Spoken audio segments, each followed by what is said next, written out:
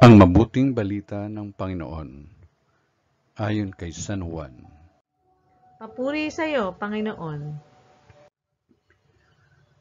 Noong panahong iyon, sinabi ni Jesus kay Nicodemo, "Walang umakyat sa langit, kundi ang bumaba mula sa langit, ang Anak ng Tao. At kung paanong itinaas ni Moises ang ahas doon sa ilang, gayon din naman, kailangang itaas ang Anak ng Tao, upang ang sinumang sumasampalataya sa Kanya ay magkaroon ng buhay na walang hanggan. Gayon na lamang ang pag-ibig ng Diyos sa sanlibutan. Kaya ibinigay niya ang Kanyang bugtong na anak, upang ang sumampalataya sa Kanya ay hindi mapahamak, kundi magkaroon ng buhay na walang hanggan.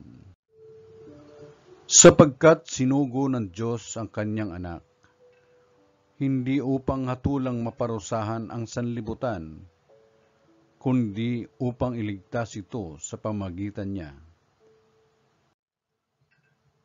Ang mabuting balita ng Panginoon. Pinupuri ka namin, Panginoong Hesukristo.